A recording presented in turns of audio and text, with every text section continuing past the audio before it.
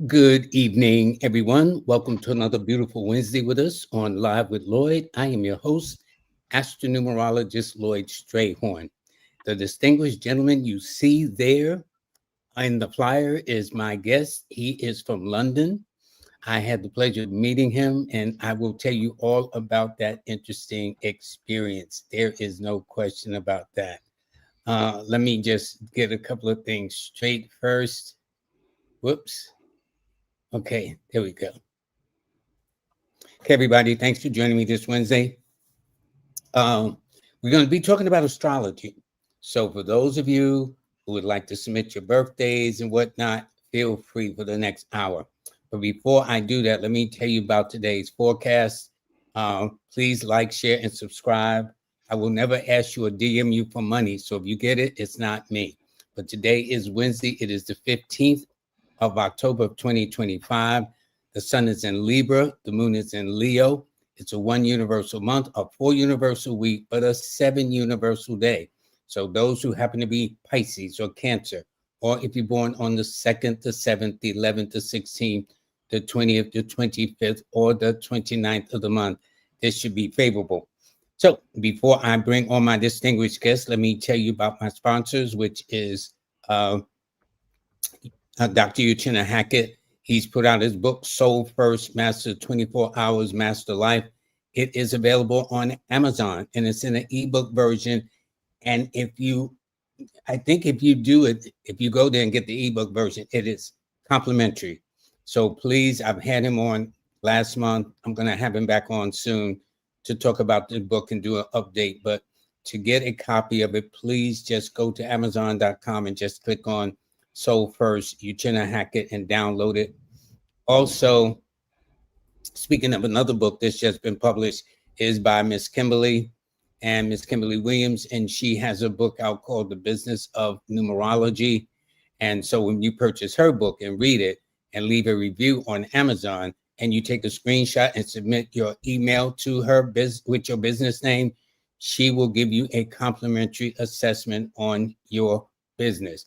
And in addition, she's also gotten a companion to it too, called the number 2 business playbook, which will tell you for anyone who is not quite decided about what you want to do. Well, the birth date will give you about at least over close to 100 or more suggestions for you. King Simon is my buddy. Is having a birthday celebration. Actually, it's an anniversary of 35 years and was it 33 years, I think, in business. He's been doing this a long time, but he's going to have it at Nicholas Brooklyn at 1396 Fulton Street.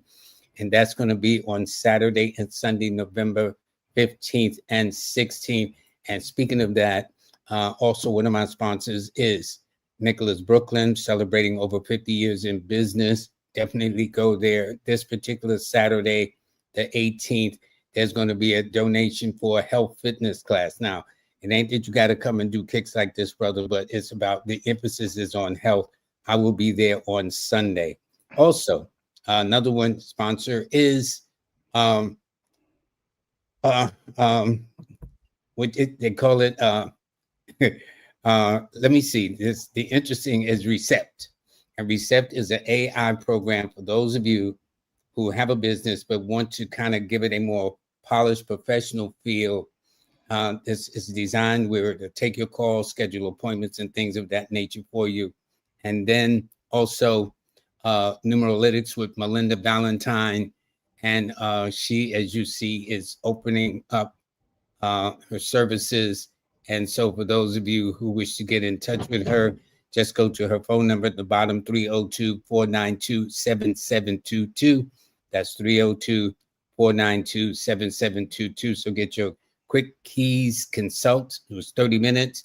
Also your pathway alignment session, and also your car, which is codex alignment reading, which is 90 minutes. So she is excellent what she does. So please check that out. Let me see, is there anything else I need to do? I think that is it for now, other than I'm going to bring on my very distinguished guest. Oh, and by the way, on the 8th of November, there's going to be a workshop by Jazz Aphrodite and my good buddy Eric Taylor, who is also an astrologer. I'm going to try to get him on your show. I'm gonna try to get you on his show. But in the meantime, let me do this. Hopefully, I have pushed no buttons, so I think y'all can all see me. This is. I had the distinction of being. In fact, I never did a show or an interview in London. This brother was the first one I did. In fact, this was the interview we did here. Okay. Yeah. When I was on this show, he has the Lunar Lounge podcast show. It's every Wednesday afternoon at 12:30, but it's London time. Okay. So that's about 5 hours ahead. But he did that. And who made it happen was this couple that invited me to London, which is Mm. Vanessa in the center. It was her birthday, and her husband Corey. They are, I mean, they treated me so royally, man. It was almost embarrassing. It was just great. I wanted for nothing. I needed nothing from the time they picked me up to the time they dropped me off exactly a week later. And you know what's interesting, Israel, Yeah. came out every day from Thursday to Thursday. Yeah, yeah. Okay. Amazing Yeah, couple, amazing energy, man. It's like yeah, yeah. they're a couple from beyond these planetary spheres. I'm telling you. Yeah, and that because when I went there, somebody says, "Man, the weather's gonna be bad all the time I'm there."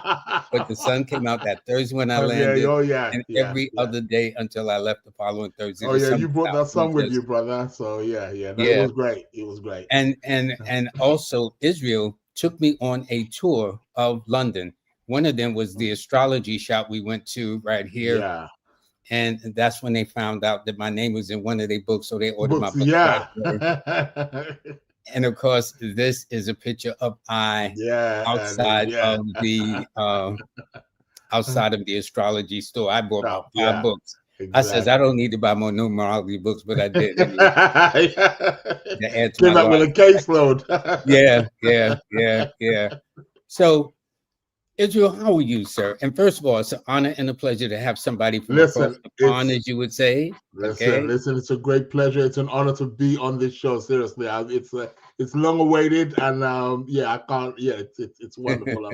Thank you for having me on. It's a wonderful energy, brother. From the moment I met you, from Vanessa and Corey, made the Oh connection. no, It we was hit it like, off. We hit it yeah, off. yeah, yeah. That was it. That was Yeah, it. and like I said, because I took your course. I mean, years ago, on Udemy, and I was like, yeah, this brother's like, I was like amazed. Like, there's a brother teaching astronumerology, like, like. So when they, got in contact and said, hey, we'd like to have, Lloyd, you and Lloyd do something. I was like, what? Like, I know. I said, this is the guy. Why the reason why I was, started teaching numerology and started incorporating numerology into my practice. So yeah, no, it's a great honor. Well, It's a I'm great very honor. honored. I'm Oh very yeah, honored you yeah. took the course and you found it useful. Question: how long Yeah, have you been doing astrology? And what led you to this? What yeah. led you to get into the world of astrology? So I've been doing astrology now for like 22 years. And what led me to it, it was just life turning. I was a professional boxer before I, went into down this path. And Hmm. at that time in my life, I thought boxing was just going to be my life. I thought that this was it. I'm just going to be a boxer, earn money through that, and become rich and famous, and that was like the goal, the dream. But of course, the universe had something else in store for me, and my life just took a real rapid turn. I kind of went through a phase where I didn't quite know where I was at, especially it was like, around my Saturn return.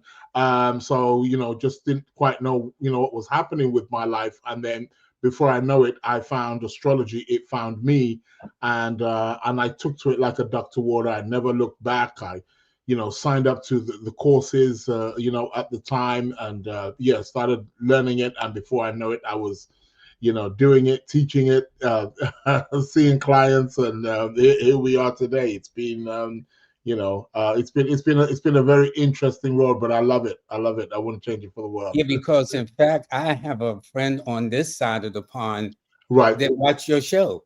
Oh, right. Okay, You see what cool. I'm Really? saying? Yeah, yeah. And they Oh, that's said good. you were once the head of the Astrology Association there at one time. Oh yeah, yeah, oh yeah, yeah, yeah, yeah. Still very much involved. The Astrological Association of London, so the Astrological Lodge of London. So I'm actually I was the president. I stepped down, but it was quite interesting because they still said the other day, we want you back to be president. I was like, okay, but Take yeah, them I'm up on still that. very much involved. Yeah, yeah. So that's Take the them up on that. yeah, yeah, yeah, yeah, Yeah, yeah. So the because I only Astrological Lodge showed of London. because I only showed one bookstore, but we went to several bookstores that day. That's Once right. we Yeah, that's right. with Corey and Vanessa, you and Yeah, we yeah, went to several, but exactly. this was one Yeah, that went. So it was just very nice. yeah. Now I need to ask you a question before we talk about the Yeah, yeah, no astrological problem. aspects and open up the phones, Of course, open up yeah, the comment section. yeah. I saw there's this guy in London. I forgot his name, CEO or something like that. He always has a guest on. So he Right, had an astronomer on here, over there, right. and Okay, I could never figure out whenever they want to talk about astrology, good, bad, or indifferent, they right, get an astronomer. right, right, I right, never hear about an astrologer critiquing astronomy. right, right, right, right. Of Yeah, course, he knocked it. As he says, yeah. it's almost it didn't. It was kind of like a pseudoscience. It That's was right. just a Yeah, lot of yeah, fluff. yeah, But yeah. how do you address stuff like that? I mean, it's very difficult. I kind of understand it. Again, during the 17th, 18th century, there was this split with astronomy and astrology, or we could say the science world and religion, so to speak. So they kind of went like down like different paths, and they kind of became somewhat enemies of each other to some degree, which is a shame because in the ancient world, all of those disciplines and topics were studied together. They were what we call today science and what we call today spirituality was one of the same. They were reflections of one of the same. One's more spiritual or metaphysical, while the other is more physical. So as above, so below. But during that, during the 17, 1800s, we saw like a division. So the thing is like with astronomers, yes, they are looking at space, but they are just interested in certain, solar system I call them the observation. constellations too. Yeah, yeah, yeah. So they're looking at the movements of the planets and they're aware of them, but there's no meaning to them. They're just bodies floating in space, and they're observing them. They're observing their times and their orbits and how many moons they've got, and so on and so on. Of course, which is great, but what does it mean? And this is where astrology now comes in. So from time immemorial, our ancestors, early man, if you want to say, have always observed the skies and the movements of the planets. And astrology has become the study of time. And as we know, time is not linear; it's cyclical. So understanding that each of these planets, they they are like a clock. So they tell us particular seasons, right? And cycles which we are all going through. So at a particular time when we are born, we're born at a particular time when the planets are located in a certain place in the constellations, in the heavens. And through that generates meaning. It reflects, if you want to say, the archetypes or the energy patterns of that particular child. And that grows with us. And, it sort of like builds a kind of framework, or it shows us a framework which that individual is going to encounter throughout their life. So it shows us where our strengths are, where our weaknesses are, and astrology has become a science for self-knowledge, self-empowerment, self-development, self-knowing. This is what it's all about, and to understand like we are all here on a journey. And so, but what is that journey about? Because everyone's journey is different from somebody else's. We're all unique in our own way. So each one of us were born. Yeah, and people say, "Well, I'm a Taurus, and I've got my friend as well who's a Taurus, and we're nothing alike." Or and it's like, yeah, of course, you come under, but you weren't born on the same day, exact same time. Even twins that were born relatively at the same time, and they could be like 5 minutes difference, 10 minutes difference. That is going to say a That whole changes lot the about. ascendant, the rising sign, Exactly, right? exactly. Yeah, Yeah, yeah, yeah, yeah. yeah. So it's going to show a whole new, difference. So, people have to understand that, and this is one of the reasons, another reason why with science, why they don't seem to accept astrology, because one of the things with science is like, it's like science has this approach. If I mix A with B, I get C, right? Which is understandable. They want to be able to quantify it so that they can repeat it over again. Well, the thing is that you can't really do that with astrology, because astrology is based on time, and no two times are ever the same. They can be similar, they can rhyme, so we do see patterns, but they are not ever the same. No two times are ever the same. So that's why I always tell people, your birth chart, for those planets to be in that exact position, to be able to get that pattern again, you cannot get that pattern again up for about 25,000 years for that to repeat itself. So you can't really nail it like that. So you can't just say, well, let's take the chart of this person, take the chart of this person, and see if we see the same thing. It's like, no, you can't. You can't do it. That puts Um, you in a uh, class by yourself, really. If it's every exactly. 25,000 years, Exactly. Every second, every minute, something is changing. The degree of the ascendant is changing. The location where you are is changing, and things of that nature. So this is what is happening there with, you can get similar themes. Of course, we know people who are born on the same day, or like twins also as well. That they're going to face, of course, similar themes. Like, oh yeah, that happened to me, and that happened to me as well, and so on and so forth. But it's not going to be exact, because it's not the exact birth chart.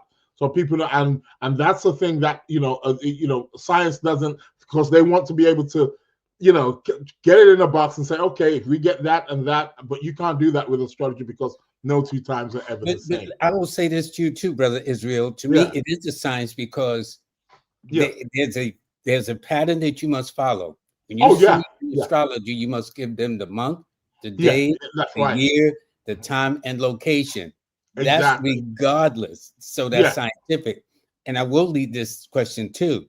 right. Here, there was, when I was growing up, they felt that what I was doing, this astrology, goes against the laws of God. That's Did you right. ever That's encounter right. that over there in Oh, London? loads of times, even even from Did certain they make the family sign of members, the like, cross? yeah, yeah, get away. But yeah, it's very common from people with particular like religious beliefs How to did you feel like. address it though? It was quite interesting, because one of my early books that I read when I came into astrology was actually speaking about the Bible, and me even coming from a Judeo-Christian kind of background, I it totally resonated, because the book spoke about how astrology was in the Bible. So for Yeah. example, people who come from a Christian background, you will be familiar that when Jesus was born, there were the three wise men who followed the star. These were astrologers, right? And all throughout the Bible, we see references to the sun, moon. They mention star constellations like Pleiades and Algol and things like this, and Sirius, and all these star systems. They're all mentioned in the Bible. So we see that the Bible is connected with astrology. So these are the kind of things that's how I sometimes would answer it back, like, well, you do that. If we go into practically all religions, their major festivals are either based on a new moon or a full moon.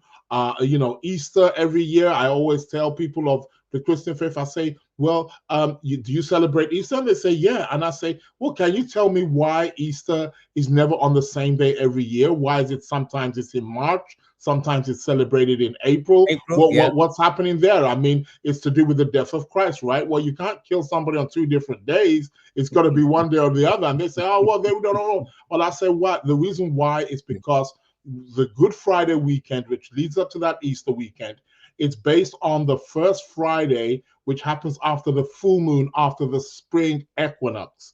So after we have the spring equinox, the full moon that follows that, the Friday that follows that, is when that weekend is going to be Easter. So I said, well, who's keeping an eye on this stuff? It's going to be the astrologer. It's the astrologer that's letting you know that, well, there's a full moon, all right? So here comes the following Friday. So now you've got your timing. So it's all based, the people of the Islamic faith also as well. Every year they have the holy month of Ramadan.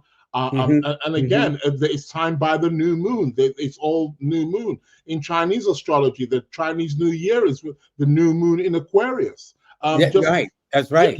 Yeah. Just a few weeks ago, people of the Jewish faith, they had Rosh Hashanah, which is their new year. And again, it's based on when the sun ingresses into Libra, and they have the first new moon after that. That is their new year. So all the religions are using some kind of astrology. Yeah, right. To mark their calendars, right? You know, so I'm saying, like, well, you're using the principles of astrology or religion. So how can you then say it's bad or it's something evil? So I say those stars, moons, and planets that I'm looking at were created by the God that you said created the universe. And he gave them to us. He said it in the Bible that these are to mark times and seasons. And that's what I'm doing with astrology. I'm marking the season, but the season of your life, you know, our own individual life. Where was the sun, moon, and the stars at that moment of our birth? It's there to mark our own seasons. So yeah, it's interesting, Israel, from a numerological point of view. Yeah, because they used to get on me about it. I says in the Old Testament, the fourth book of Moses is called the Book of Numbers. Book of Numbers, yeah.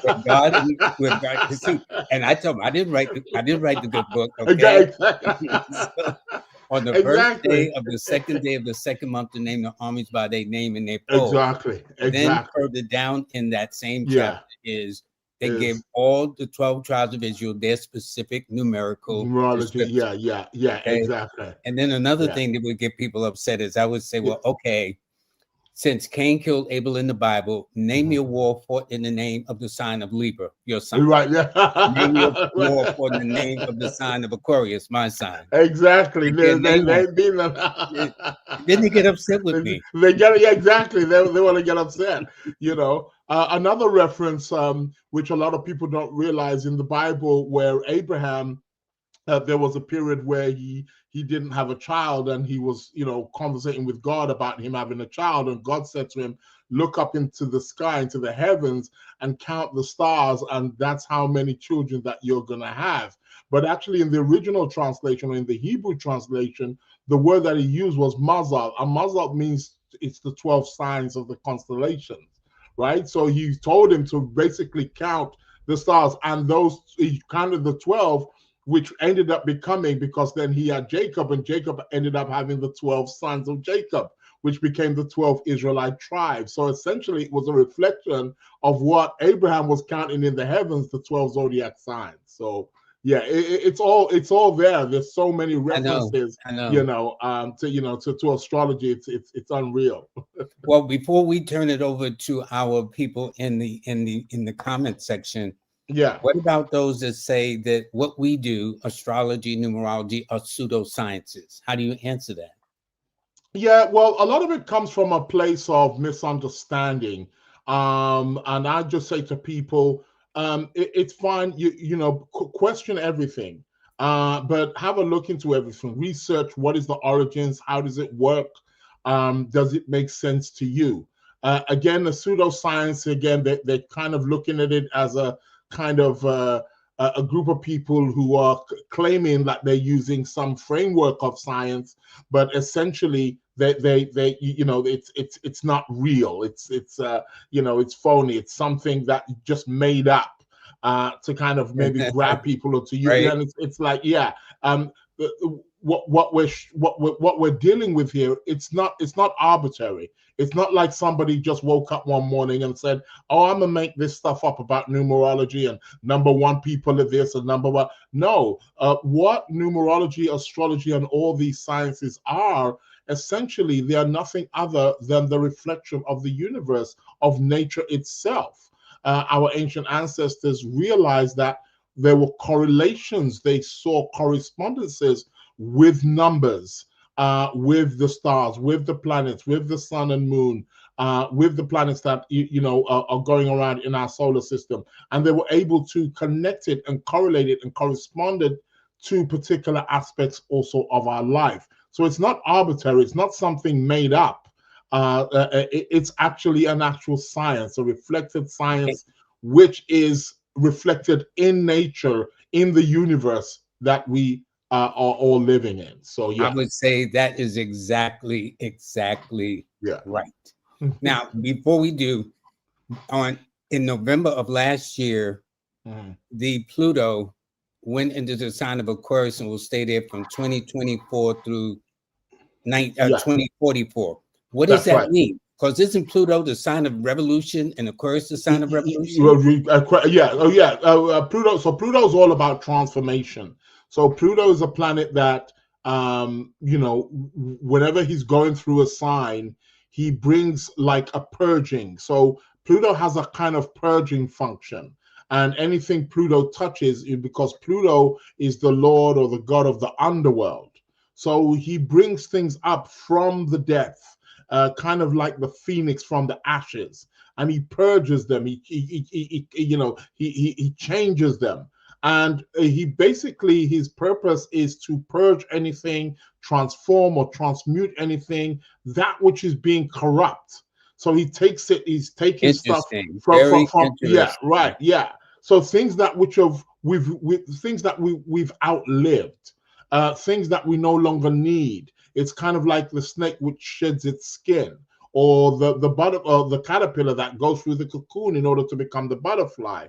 It goes through that kind of transformation. So Pluto is that planet. So when he's going through a sign, he brings that transformation with him. So we saw, and as you said, he's moved into Aquarius now, and prior, last like 16, 17 years, he's been in like the sign of Capricorn. So, for example, while he was going through Capricorn, Capricorn is a zodiac sign which is ruled by Saturn.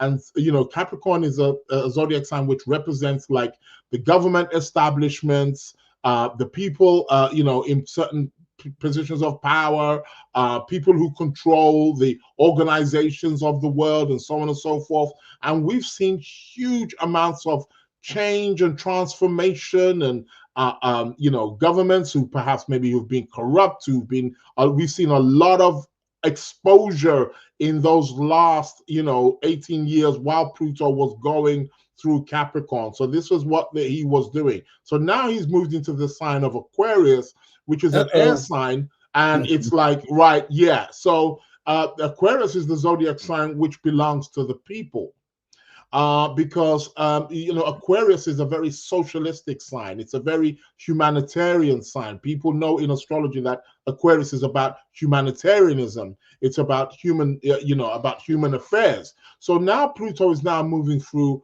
Aquarius. What it is now telling us is like people, or the people, humanity itself needs to be changed and transformed. Whatever it is that we may be perceiving of people, whatever, color, race, creed, whatever they're into, all needs to be transformed. All that corruption, all that is to do with humanity, locking down humans, maybe keeping people in certain sort of like restrictive modes, or putting people in a box in a corner, maybe mistreating people on inequalities, justification. Pluto is now going to say, now this needs to change. We're going to transform all this stuff. We're going to liberate the people.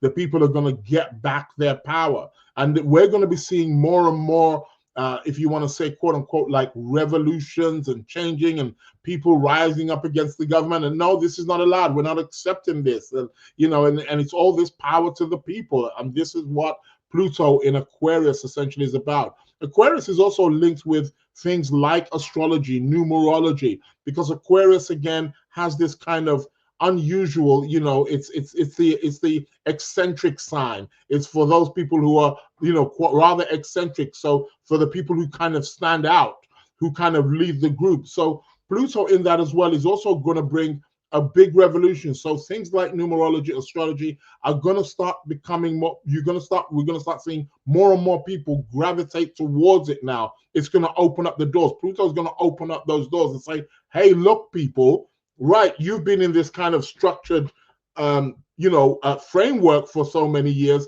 but there is other stuff also as well that can and will liberate you, will bring a fresh perspective, a new understanding, a new way of doing things. So Pluto in Aquarius is really going to be about change for the humanity, change the way we think. It's an air sign. Air signs are about thoughts, problem solving, asking questions.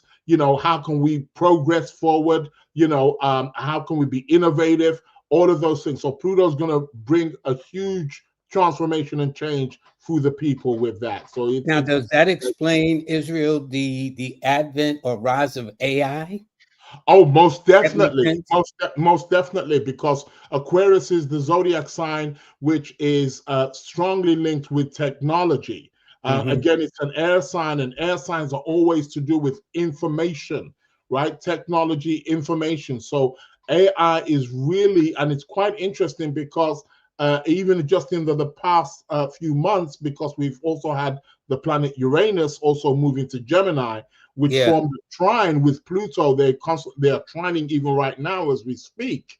So that's interesting because Uranus is also the planet which is the co-ruler of Aquarius also as Yep. well, with the rulers of Aquarius. So we're really seeing, and it's quite interesting because I've even noticed it myself on social media, like just even in the past month or two, there's just been this real kind of like AI. It's like everything. It's really like people are running, and I've been seeing like they've got this AI now where they can use people who have passed. So I've been seeing like images of Bob Marley, Tupac, and Elvis Really? Presley, and they're using them, and they're if you first see it, it looks like they're doing videos with Elvis Presley and Bob Marley and Tupac. Are you thinking what? And Bruce Lee, and they look real. They look like they're talking with each other and they're vibing with each other, and it's like whoa. I saw Michael Jackson video in a fast food restaurant. Right, right. Like, I are saw they that one too. serious? Yeah,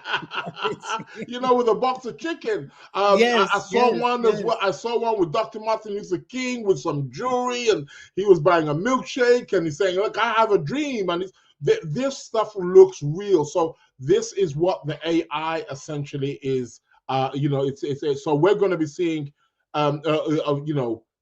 the digital age, the age of information, which is what Aquarius is about. It's the information age. We're gonna see Pluto going through that. We're gonna take a huge, huge, huge leap over the course of the next 20 years while Pluto is in Aquarius. This is where we're really gonna see it happen. This is where the iRobots, a lot of these movies which have been kind of showing us the themes in terms of where going, man versus machine, Terminator, things like that. Here is where it's really going to be coming to life with Pluto in Aquarius. Yeah. Wow. Well, what about these so-called oligarchs and people who think they're going to run the world based upon what you just described about Yeah. Uranus and then Pluto in Yeah. Aquarius? How do you see that? Well, a lot of them are going to lose power, which is why we're going to see people. It's like I forgot the lady who said, power doesn't corrupt, but it's the fear of losing power that corrupts. So we're going to start seeing a lot of people who are in positions of power where Pluto in Aquarius is saying, hey, because a lot of people in power, they get consumed by that power. They think that power's it's just for them, right? The Mhm. ego gets in the way.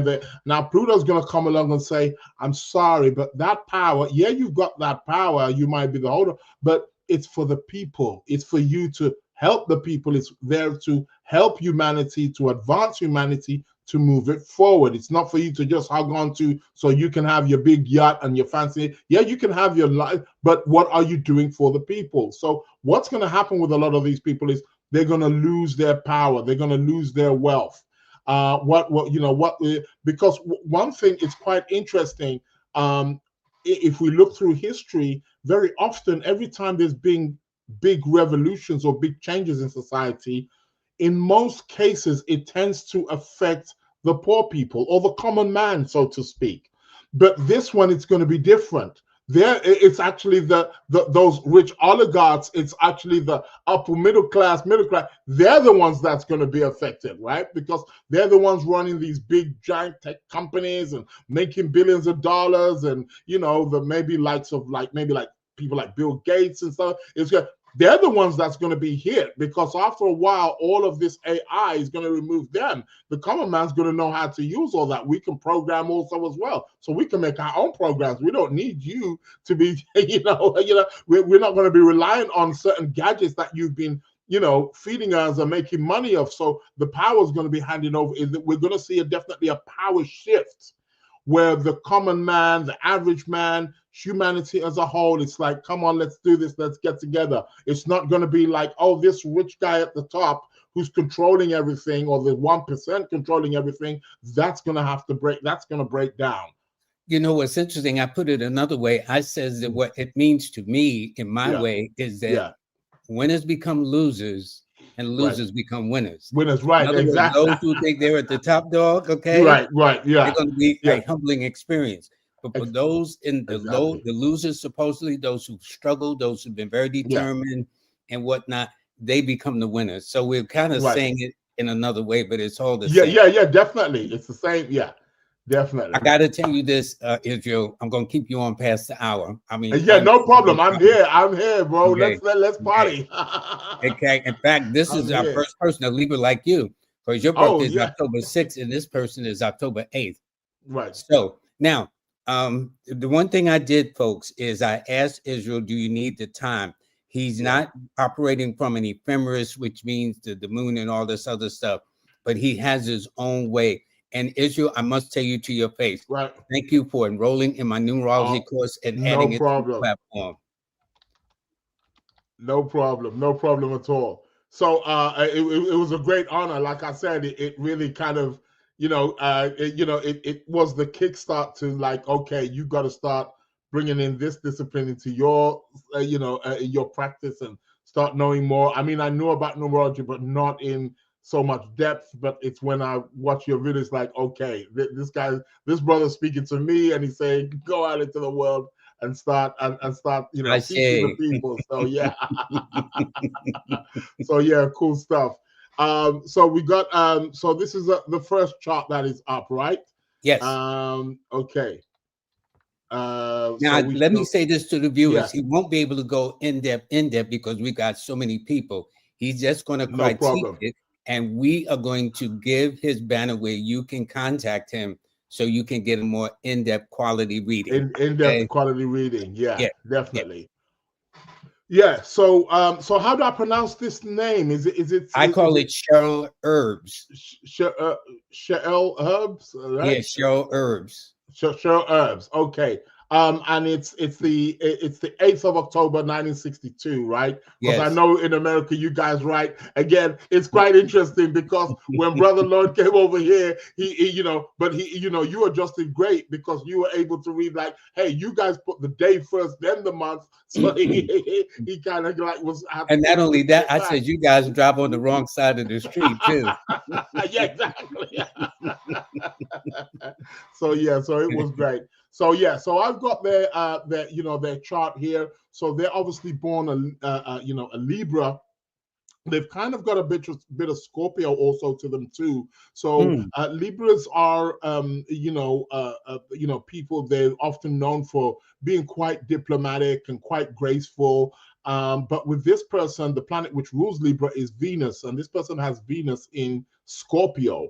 So with Venus in Scorpio, what that does is it gives it a bit of a kick. So this person is somebody like, they're quite diplomatic. You can have a word with them. You can speak with them. They're very fair.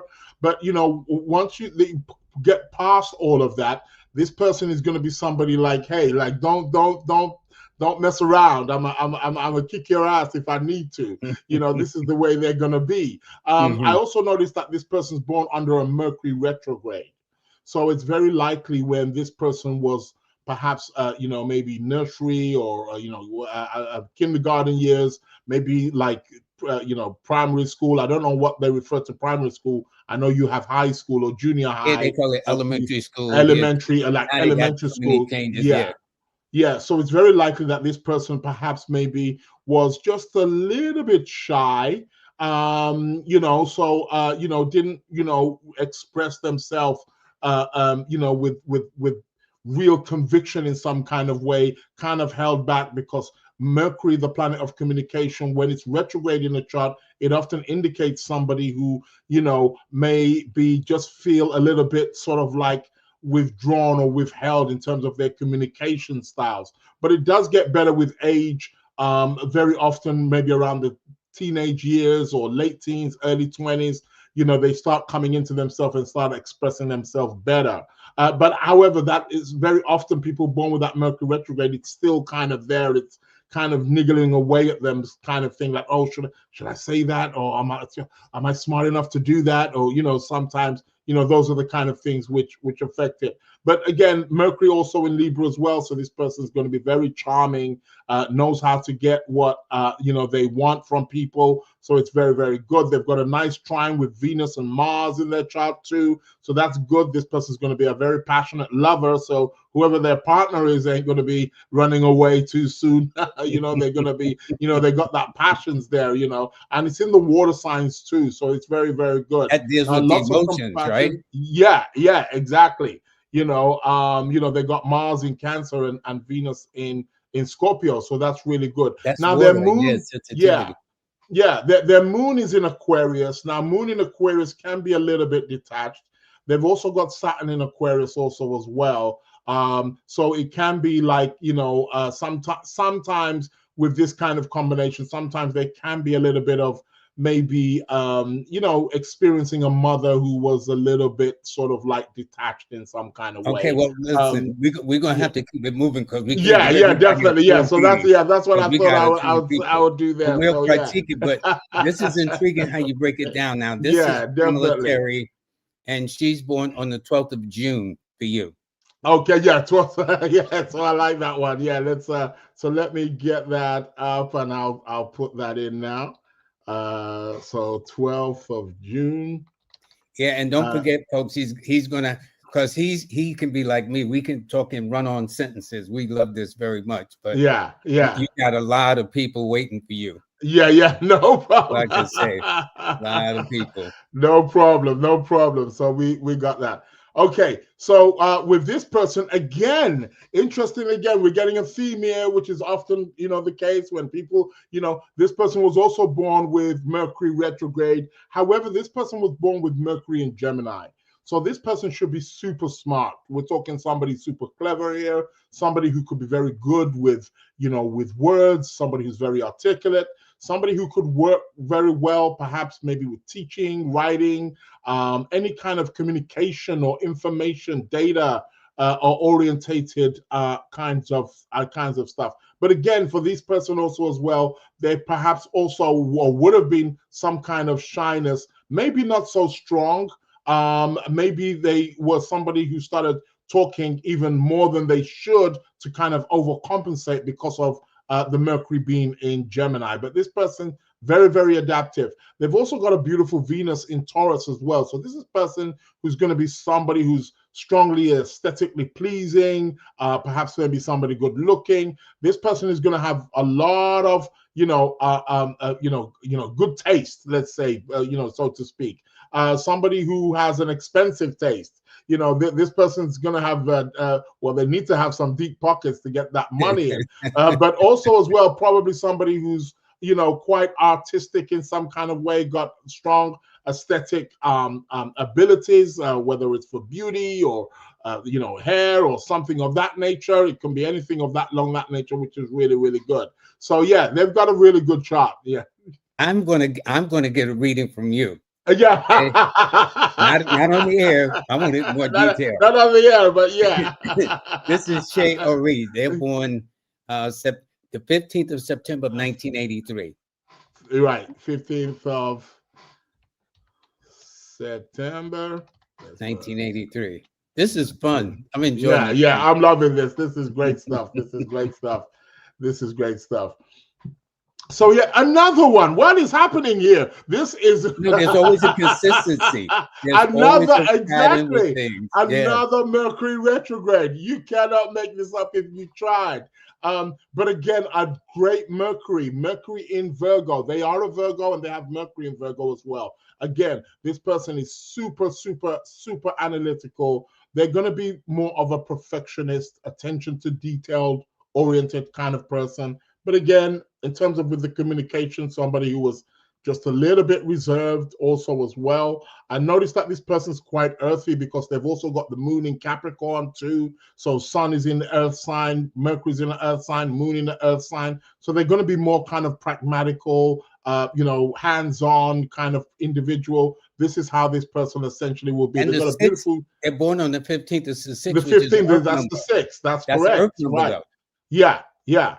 And it's very likely that their mother may have been a bit of a disciplinarian in some kind of way. Maybe somebody a mother who was very traditional in some kind of way. So that's the kind of mother which they would have had. But there's a need for that person to be, very pragmatic, hands-on, disciplined, organized. This is the kind of things that we're going to be seeing with that person. But super intelligent, very good attention to detail. So yeah. Now, this is Stephen E. He's born on the 17th of November of 76. Okay, 17th of November, right? Uh-huh. Yes. Let's Had a get birthday that. coming up in 17 a little over a month. of November, 1976. Was that? Yes, that is correct. The 76. So let's pull we up. Entering your Okay, so we 49th got a Scorpio. Oh, we got a Scorpio on that. Now this is somebody with a lot of energy. Could be somebody who could be a little bit impatient. They've got their Sun in Scorpio. They've also got Mars in Scorpio as well. So they've got Sun conjunct Mars in Scorpio. So these people can be very, very impulsive, impatient.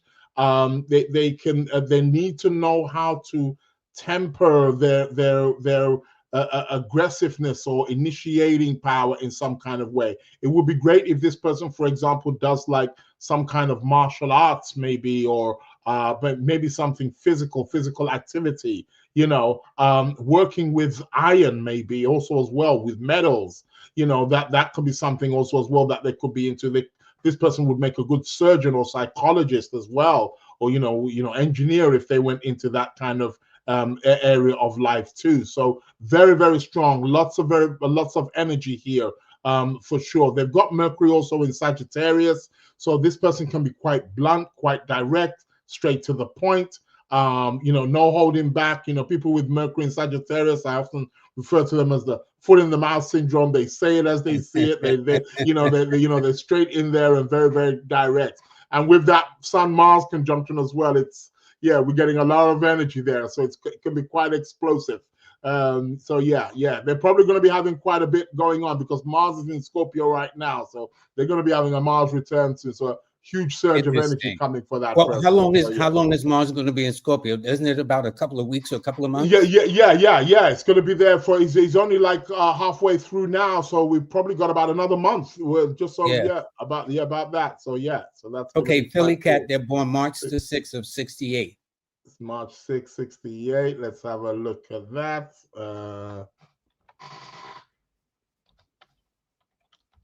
March 1968.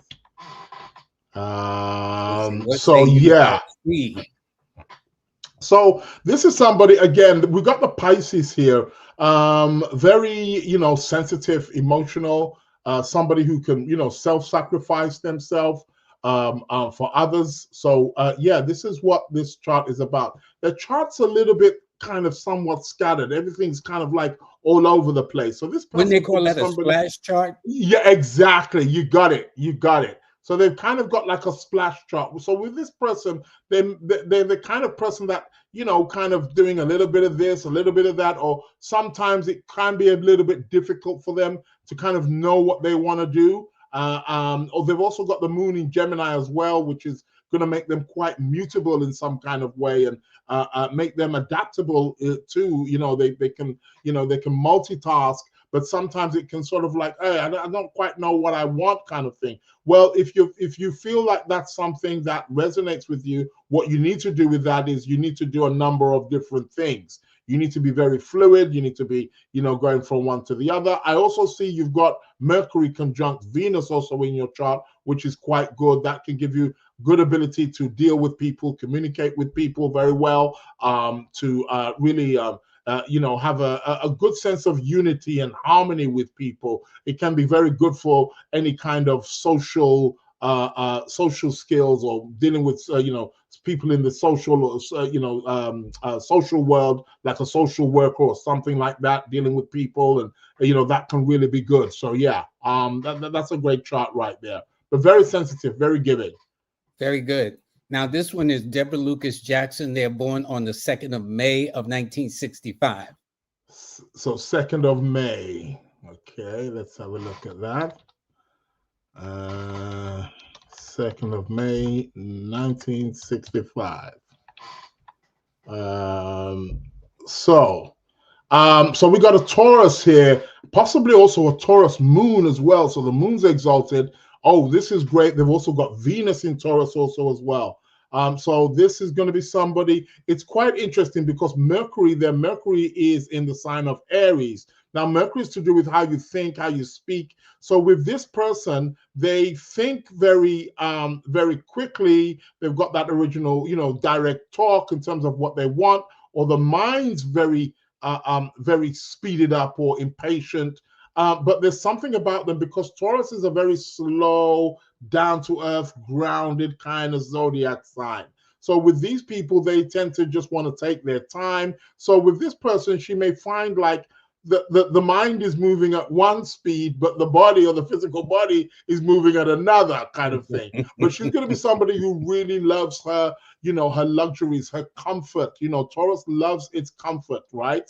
Taurus, loves its food, and these people are often very good with, anything which is to do with smell, taste, touch. We find that Taurus really, that grounding kind of energy. Sometimes they can be a little bit lazy kind of thing, just like to take their time. Then, they're very fixed. They can be somewhat stubborn. But again, somebody with Venus also in Taurus, someone who's got a really expensive taste, they're really going to have some deep pockets to make sure you can buy those luxurious things to keep you secure. So yeah, but very loyal, strong planets there, very good aesthetic in terms of perhaps maybe their looks, and so yeah, that's a great chart right there. This, I think, is great. Let me see. How about a person born August the 20th of 1979? So one of our sponsors. Oh, so August what was that? August the 20th of 1979. One of our sponsors. Okay. August 1979. Mm-hmm. Okay. So let's have a look at that chart. Ooh, now this person, they've got a lot of planets in the zodiac sign of Leo. Now this person is somebody who, they need a stage, right? They've got Sun, Venus, Jupiter, Mercury, and the moon in Leo. So this is going to be somebody who needs a stage. So many planets in Leo. With Leo, people need a stage. They need to be seen in terms of whatever it is that they do. These people, they can be quite dramatic, very playful, very loving, very giving, but somebody who definitely needs to be out there. Whatever they are doing or whatever they are producing needs to be seen as this person can be a great teacher, a great leader, a great mentor. They can do well, perhaps maybe in like the film industry or showbiz or anything which is creative. Leo is a very creative sign. So this person really craves a certain sense of attention. But this person can illuminate. They're the kind of person that can go in a room and light up the room. Oh, who is that person? Who is that? Like, what do they do and stuff bring like that kind of energy into the room. Definitely. There's so that need, it's like wherever they come, they have a great light, around them. This person is going to be somebody who's quite got a, quite proud also as well, and they need to be, so stand up straight, walk up with your head high, that's this kind of person, Leo, we have to remember, they're the royalty of the zodiac, so, and for somebody who's got like 5 planets there, it's very, very They good. got 5 planets in Leo. Five planets in Leo. That Yeah, means they're yeah. no joke then. Oh yeah, yeah. This person's a force to be reckoned with, and somebody who's also very loyal, also as well. Somebody very loyal. Somebody, again, like I said, in terms of they've got charm, they've got charisma. That people with this kind of, they've got charisma. There's somebody who can light up the place with a bit of laughter, like, oh, who is this guy? And very charismatic. This is how that zodiac sign essentially is. So a lot of planets there. It's really great. Yeah, for this person. Very good. Now, Biggie Astrologer, really cool. who will probably want you on his show at some point. He said he said his father was born March the 25th, 1932. Lots of Aries energy. Any thoughts?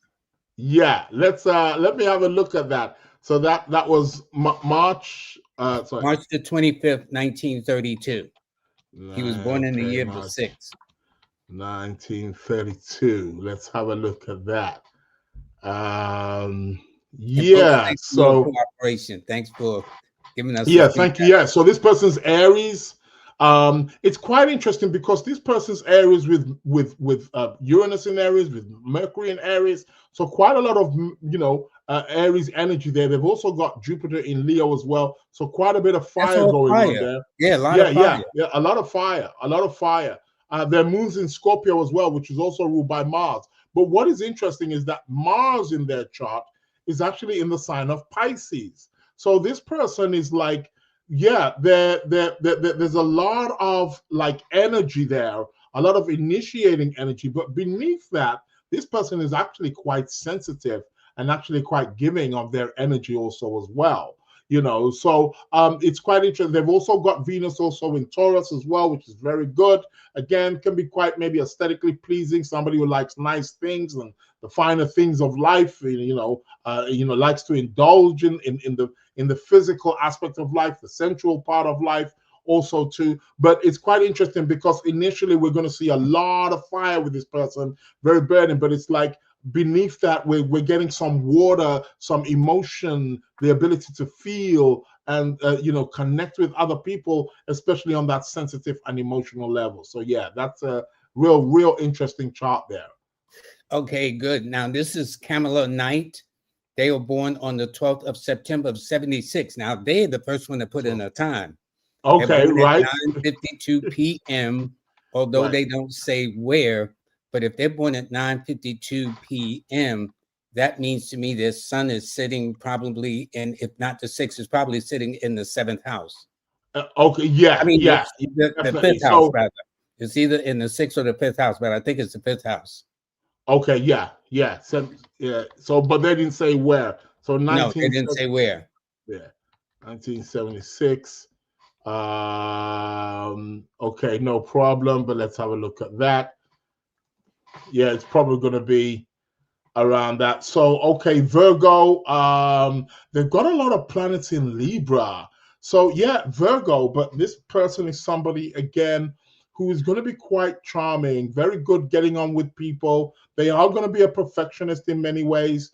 Looks like they've also got a moon in in Taurus also too, so very grounded in that sense. But it's quite interesting that the sun is in Virgo, but Venus again is in Libra. They've also got Mars in Libra. This person was also born with a Mercury retrograde also as well. So again, when they were young, yeah. So there's something here. Again, you're correct with that time. Because we're looking about, so the sun's going to be in the 7th house, so relationships is going to be very, very important to them in some kind of way. And it could also well be that their father, because the sun also represents father, is also strongly connected with the kind of relationships in terms of what they attract, because sun in the 7th house will definitely bring that kind of energy. But with this person though, they are very diplomatic and quite charming. They can get along with people, will have good social skills, but at the same time quite fussy, quite picky, quite analytical. You know, they're going to Hey, be who's that way. perfect? You know, Okay. yeah, exactly. They're looking for that perfection. So yeah, this person's definitely going to have a lot of that. So yeah. Thank you.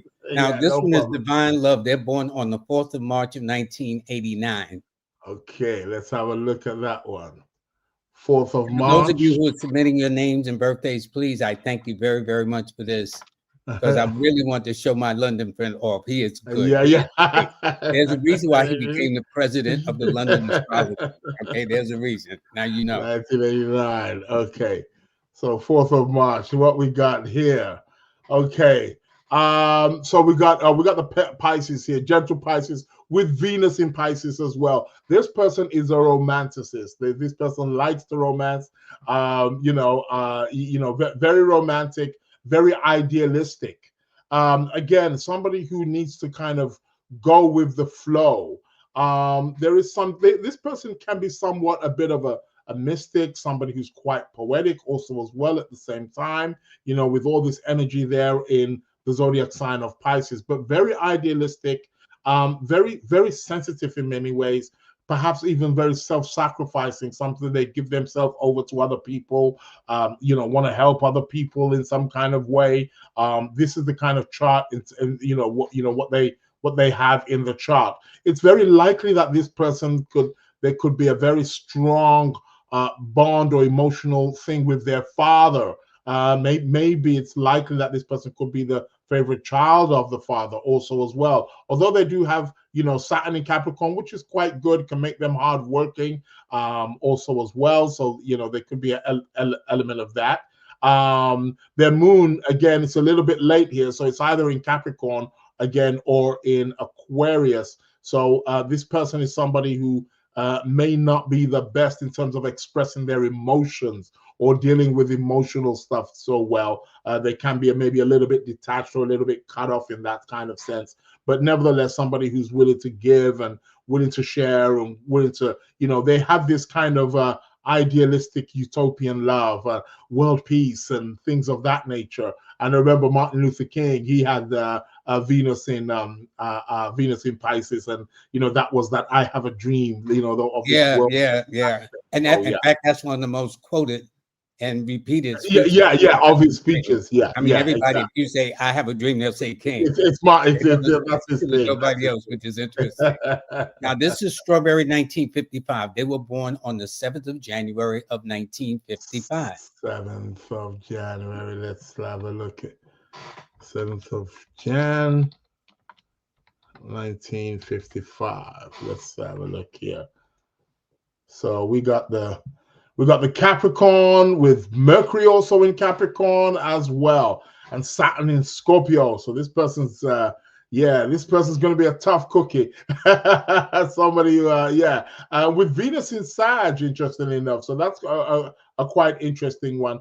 There's going to be something about this person, looks to be quite caring also as well.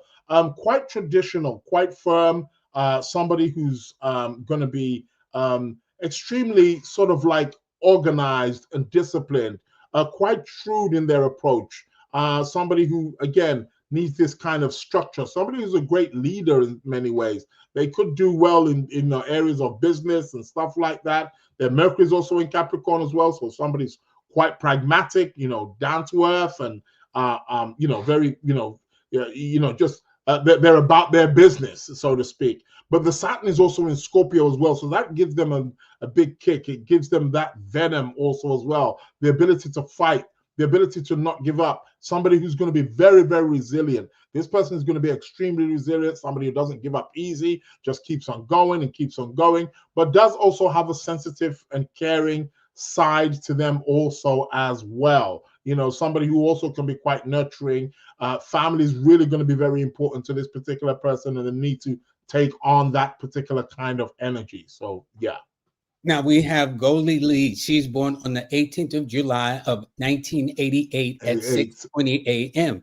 So that tells Okay. me her son is sitting in the 12th house.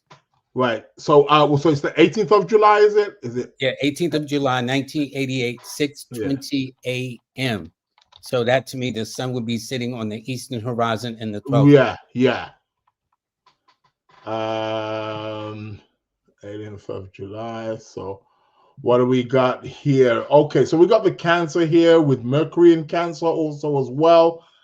Good stuff. We got a Virgo moon. So somebody who's got, again, great attention to detail. This is the sensitive. This is the homebud. This is the family lover. A strong sense of tradition, especially of the family, love of the family also as well. I see they've got Venus also in the sign of Gemini.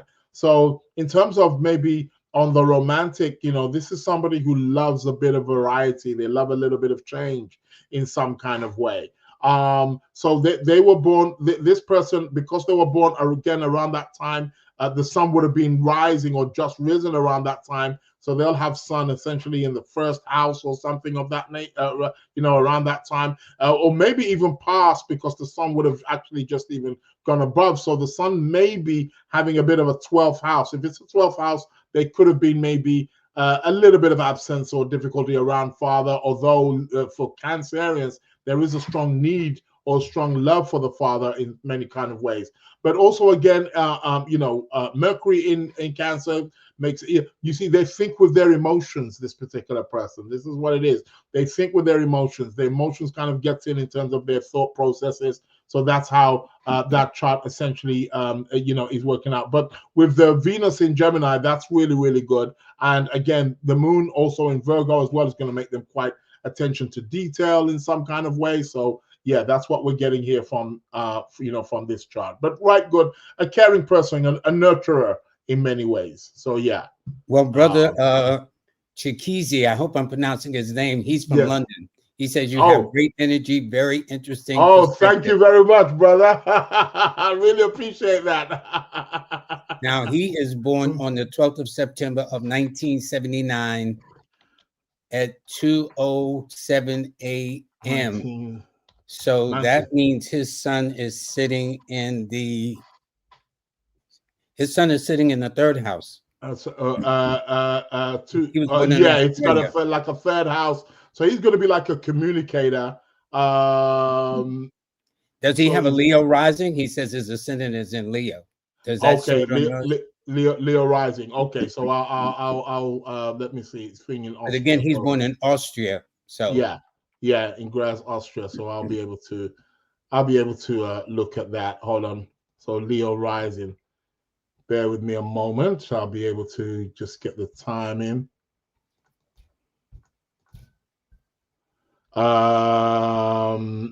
Yeah, Leo rising. Okay. So for this person, so this is interesting because what it is with their this brother, like this person should be working for themselves.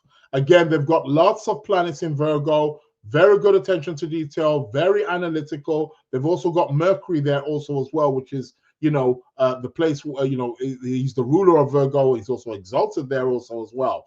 They've got this sun Mercury conjunction also as well. So we're talking somebody who's very good attention to detail, somebody who's very bright also as well. So and they've also got the Sun Venus there too. So that, again, a strong maybe appreciation, especially from the father here. But this person is going to be very much concerned about resources, making money. This person could be very good and very attention to detail with money. This person, for example, could make a good accountant, right?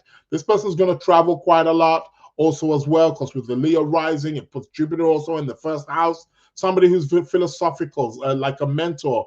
This person could be into spirituality and a teacher and things of that nature. But it would be wise for this person to definitely work for themselves, because they've got a lot of planets here in the second house, and this is all about money and your resources and your sense of security. And yeah, so that's what this person's about. But really good. This person should be traveling the world with that Jupiter in the first house. You should be involved in some kind of spirituality in some kind of way. Now, this is Denisha Hanson. She is born on the 22nd of February, 1985 at 3:28 a.m. So I would expect her son. I would expect her son to be in the second house, the house of Taurus. 22nd of February of 1985. 1985. So let's have a look at this chart here. Oh, quite a few planets. She's Pisces. But she's got a bit of fire to her also as well. So yeah, Sun in Pisces, Mercury in Pisces. But she's got that moon and she's got a Venus Mars conjunction also in Aries also as well. So it's like there's a mixture of water and fire with this particular person. So on what she may find is like she switches between the two. So one minute she can be very soft, gentle, giving, loving, protective, very sensitive and emotional. But the next time it's like a bit of fire is coming out, like I need to burn down the place, I need to, heat up the place kind of thing. So she will fluctuate between the two. So yeah, she has to find a way of definitely balancing that out. But again, somebody who's very, she's got a poetic mind, you see. I would strongly suggest that this person do some kind of poetry writing or something artistic or maybe some kind of mediumistic, possibly even psychic, because with Mercury in Pisces, although he is in detriment there, but there is a strong sense of intuition. So I would strongly suggest that this person really works on their intuition and poetry, or maybe you could be into mysticism in some kind of way. And you've got that Aries energy as well. So you've got that ability to go forth and be very active. You've got a very strong Mars. So this is going to be somebody who likely loses their temper quite quickly, and is like wants to kind of go in there and got a strong sense of action, wants to act, and can be a little bit impulsive and impatient and wants things done now kind of thing. And so yeah, a very passionate person, because they've both got that Venus Mars in Aries right there. So yeah, very good, quite dynamic. Good. Cloud Purple made a donation to Vanessa and Chloe. Oh man, yeah. I thank you both guys very are much. Too good. Very, very much. Those are my two favorite. I told Nate family when I left. Oh their man, family. oh thank you.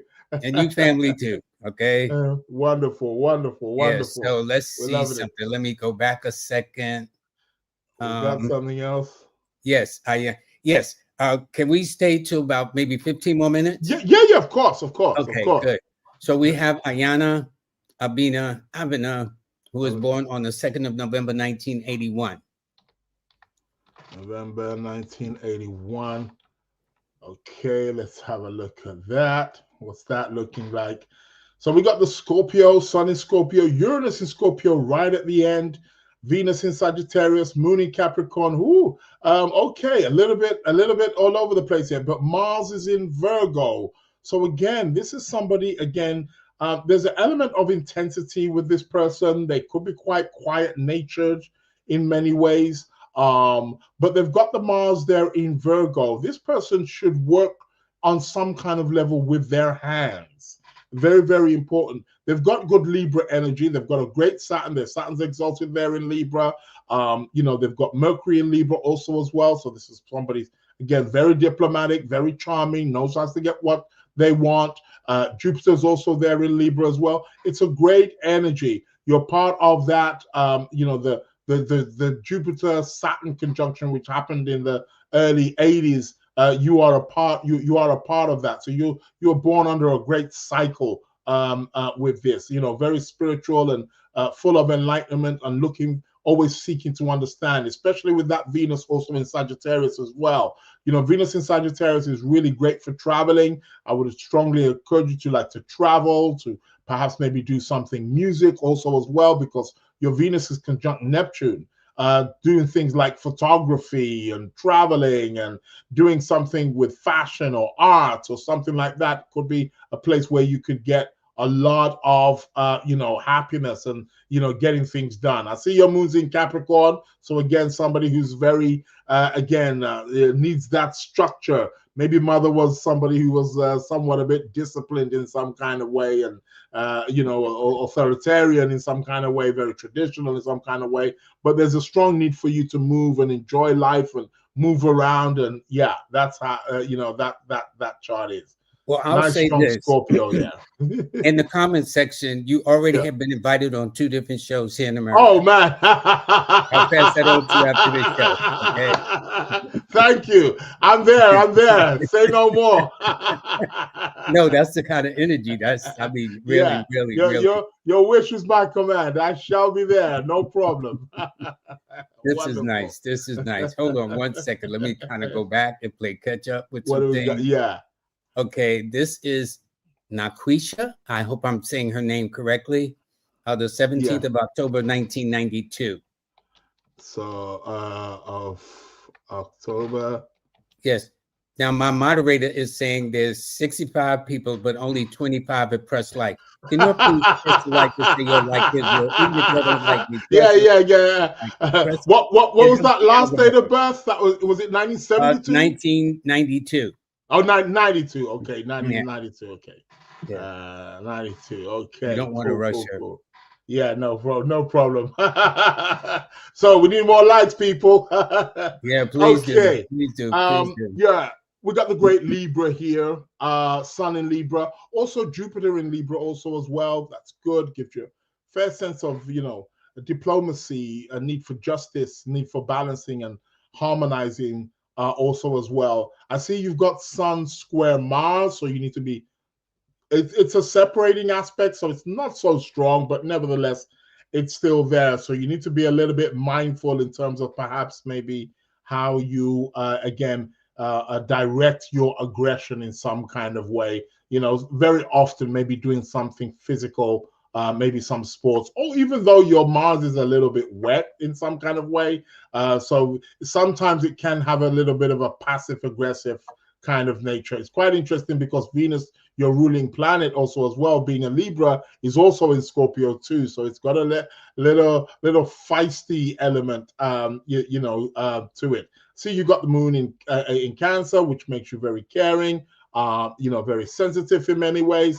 But again, a good communicator, somebody who likes to talk. This is the kind of chart essentially, which they have. You've also got Mercury in Scorpio as well. So you need to be mindful again how you speak, because words are your weapons, very powerful.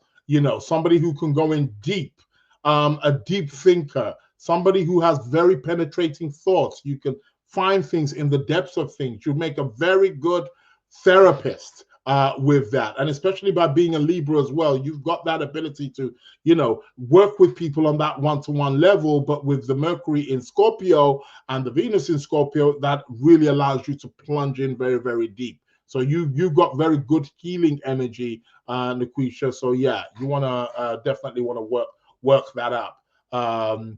Okay, So I yeah. got Yvette Wilkins, this the 9th of November of 1964. Okay, let's go again. 11th of September, right? No, the 11th of November of November, sorry. 1964. That's November. right. 1964. Okay. Another Scorpio in the building.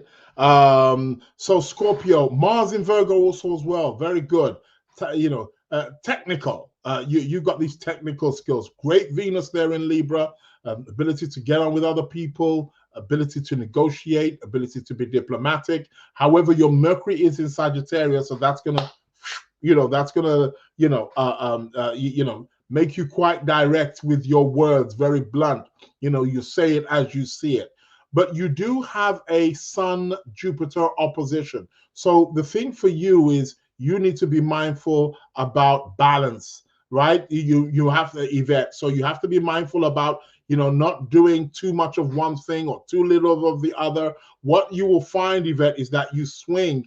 1 minute you're doing so much, and then maybe you're doing too little, and then too much of something. So it's all about moderation. That's what you have to watch out about. Make sure like you don't overindulge. Very often, Sun Jupiter people overindulge. They do too much of something, whether it's drinking, partying, whatever the vice is, they'll do too much of it, and then they swing from one to the other. So you just need to be a little bit mindful with that. And you need to watch out for your liver also, as well, as Jupiter rules the liver. So yeah. Thank you. Thank you. Yeah. Tiffany Khan, they're born on the 3rd of July of 1984. 3rd of July, 1984. Let's go. 3rd of July, And for those of you 1984. who've taken the time to put your names in and birthdays, Yeah. thank you very, very much. Oh, we love this one. This one's nice. Nice in general. A lot of Cancerian energy. Sun in Cancer, Venus in Cancer, Mercury in Cancer.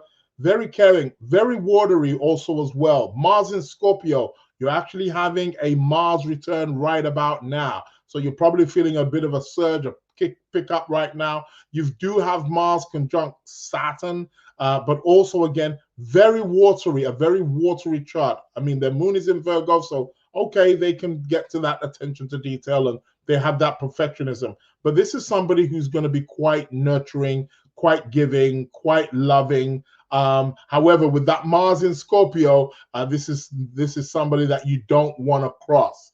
Again, a strong sense of beauty. So, you got that Sun conjunct Venus. Very often people who have this, they're the favorite child of the father. Very often, Sun Venus, especially a Sun Venus in Cancer, there can be a great sense of appreciation through the father or from the father in some kind of way. But very often these people have a very strong artistic nature also as well, whether that's fashion, beauty, or something aesthetic or design or things of that nature. Venus in Cancer is really good for people who do interior decoration and things like that, beautifying the homes and stuff. So yeah, but this person is going to be very homely, but like I said, very family orientated, very loving, but she's the kind of person that you don't want to cross. Could be a little bit vengeful. So yeah, Tiffany, watch it. Good. But yeah, good, it's good. a great pause that you've got there. We've got Wonderful. Angel Army, the 13th of February 2000. 13th of February 2000. Let's go. 13th of February 2000. Let's see what we got here. Got Aquarius. So you got Sun in Aquarius. Sun doesn't seem to be making any kind of aspect. And a Sun in Aquarius, and where's Saturn? Saturn's in Taurus. So you've kind of got a strong foundation. So again, you've got Mercury in Pisces. So your thinking's very fluid, very poetic. You're gonna be somebody who's got very good imagination. However, you're somewhat Saturnian in some kind of way. You may have this kind of you're somebody who can work with people, but you don't necessarily get too lost in the emotions of people. You're very good at being able to detach. You're going to be somebody who's quite innovative, very futuristic, forward thinking. That's the way you are. Somebody who's very progressive. You need to work with people. It's very, very important. You've also got that Venus there in Capricorn also as well, because that can be somebody who marries somebody on could have a bit of a traditional approach towards relationships and those kind of things. Very often they tend to marry people who are quite mature or older. They tend to be into those kind of people in terms of their relationship life. But a great Mercury there, which you've got, very powerful. It squares Pluto, so need to be careful with your words, how you're speaking with people. You could have a bit of venom there. And you've also got Mars in Aries as well. Quick to anger, quick to jump in, may not last long, but can get angry very, very quickly, get triggered very, very quickly with that. But it's a good Mars, We're going to be wrapping this up soon. But let me say this. Philly Cat that you read earlier in the program, born on March the 6th, she says, laughing out loud, she is a caseworker. He called it. People just walk up and start talking to me. Talking to me. Yeah, that sounds like it. Yeah. Let me ask you this before. I'm only going to take just a couple more calls, but we do want to ask you this. No problem. World of relationships with astrology, there was this very popular book, Men Are from Mars, Women Are from Venus, or whatever the case is. Right. Now, is it true that if in astrology, if a woman wants to kind of know the man that's in her mix, they look at her Mars, and with a man, if he wants to know the kind of woman that's in his mix, he looks at his Venus? Venus, that is correct. Now, and that is an old, also ancient technique as well in terms of how we read charts. But we still have to pay some close attention either side, either way. However, predominantly, yes, when we're looking at a woman's chart, we look at her Mars because the Mars is telling us the kind of masculine energy that she's attracted to and the kind of men that she's going to interact with. Whereas with the man, we look at the Venus. Yes, that is correct. I got to tell you to your face, Israel, Yeah. you're good. You're good. Tell me behind your back. Thank you, brother. Okay, I'm telling you right to your face. Really appreciate that. Really appreciate that. Yeah, no. Wonderful, wonderful. Okay, let's see something here. This is nice. This is nice, and I'm getting a lot of thank yous and whatnot. Thank you, people. Really appreciate this. Yeah, glad you turned out. Thank you. Also, he says you're amazing at what you do. I have to agree. So, listen. Now I can see why the London Astrology Society wants you to be the yeah. Okay. I could definitely understand. Gotta have me up there. Well, please take advantage of them to show what you can do. Yeah.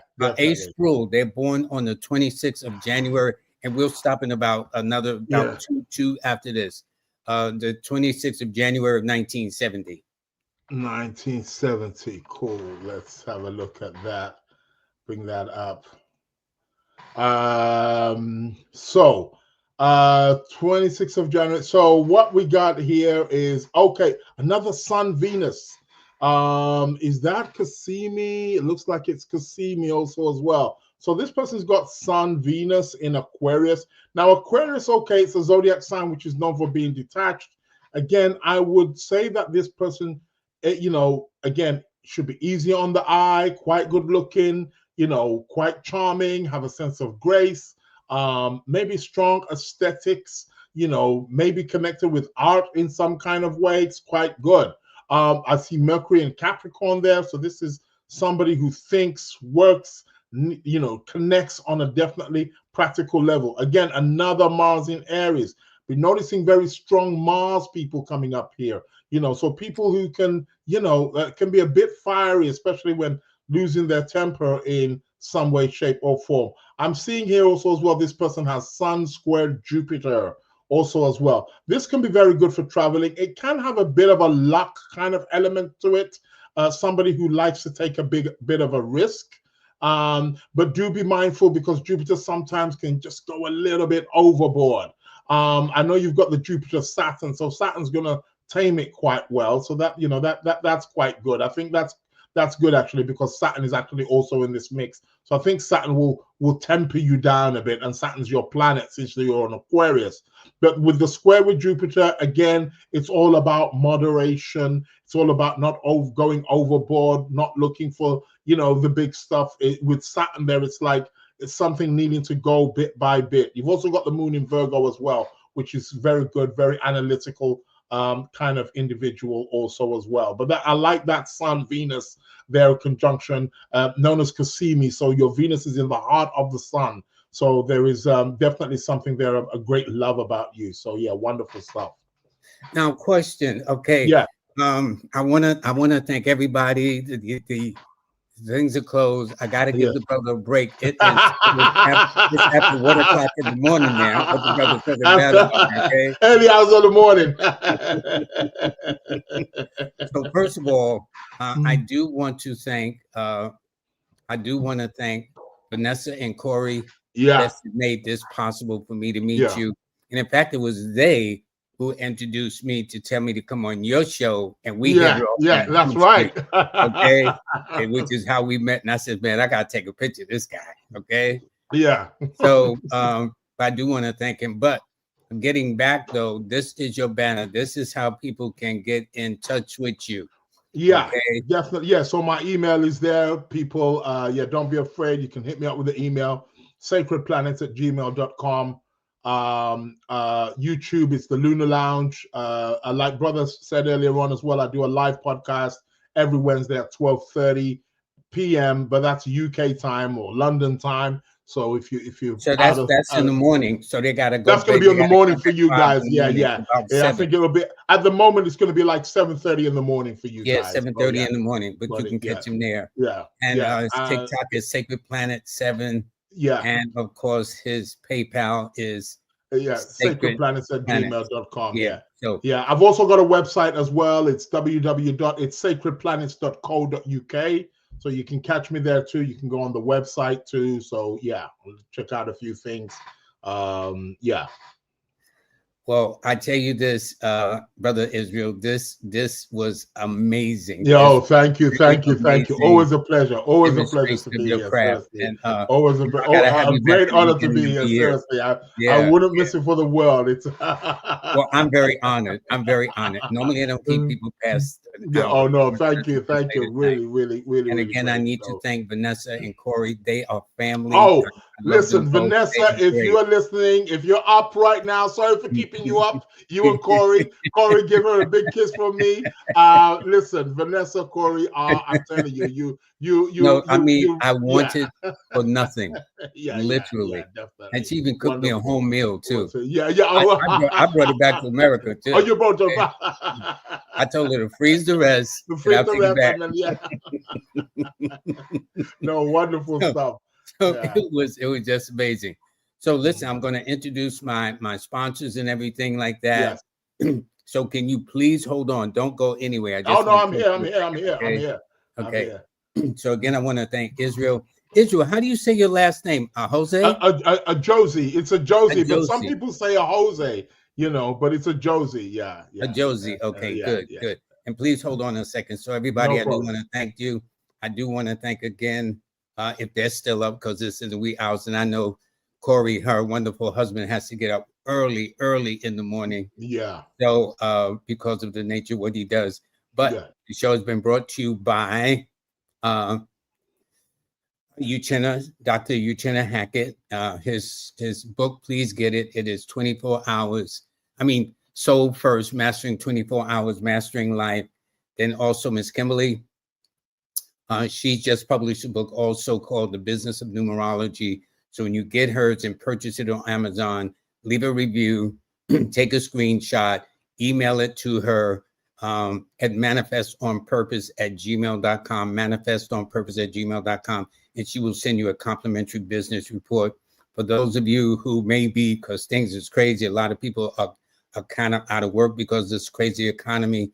And if you want to look for other options as to what you can do, then I would encourage you to get her companion book, okay, which is the #2 business playbook, which lists all the things that you can do in terms of possibilities with career or professions. Also, my good buddy, King Simon, he is the best. He's having a 33rd anniversary coming up Saturday and Sunday, November 15th and 16th. And it's going to be at Nicholas Brooklyn right there, who is celebrating over 50 years in business. They're located at 1396 Fulton Street. So make sure you're there this Saturday. They have a special with health and whatnot. So again, it ain't like, okay, the brother's going to kick.